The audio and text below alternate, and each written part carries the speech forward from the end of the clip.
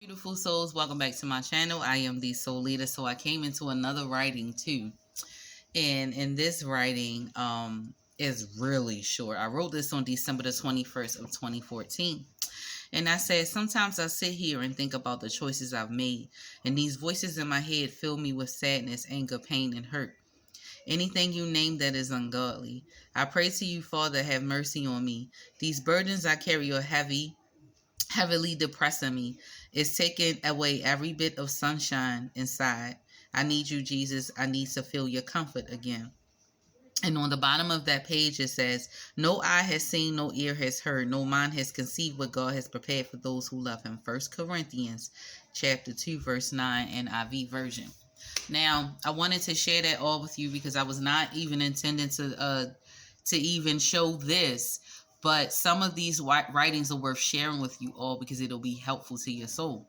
Now, when I wrote that is living proof of everything that I've said in my videos. That's how long I've been enduring some suffering. That's how long I've been carrying a burden. But for the past week, I felt those burdens lifted off of me, so I've been feeling free and very light. And when I talked about those voices, that was true. It was a lot of voices in my head. I believed almost every voice that was in my head until I had that spirit, that death, that ego death that I had in my kitchen. I can't even explain what it felt like, but I know it was supernatural. And on December the 4th of 2014, I wrote this, and I'm surprised at myself that I understood that at that age.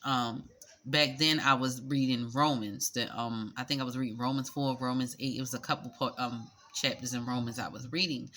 And I wrote that Romans 4 spoke of Abraham's faith in God's promise to him, which was a child, although Abraham was at old age.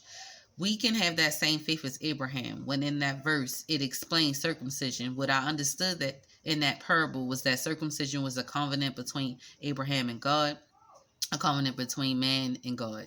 And that being so, those who are uncircumcised, meaning not doing righteous, not being a believer, can have a chance to be righteous and live eternally if they have faith and turn around. Abraham's faith in God is an example of the kind of faith we should have in God. Now, I took a glimpse of that when I was reading that first little prayer that I was writing, right? And with me having that understanding, everything that I wrote in my past is basically what I'm living now. Not the bad things, but what I'm talking about is like the things that I was asking for the Lord to do for me in my prayers. Yes, it took me 10 years in our human time, but in God's time, it was not 10 years, right?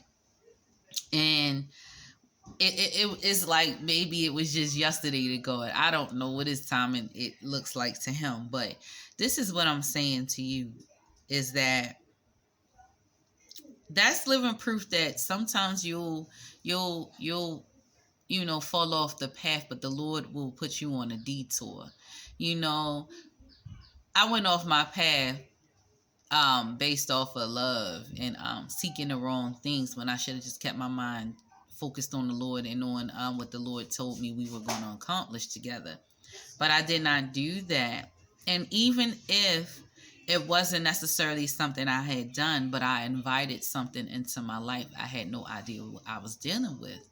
And now that the Lord has given me the strength that I asked for, the courage, the wisdom, I have these things. And having these things, I know how to operate and how to move. Now, I pray that everything that I've said has been helpful to you. Um, I pray that any video I create is helpful to you.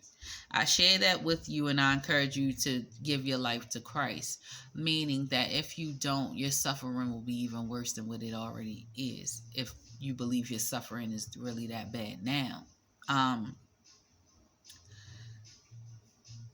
found God in my suffering, and I'm glad that I did. And I pray that in your storm that you see that God is and has been in your life every day since you've been born.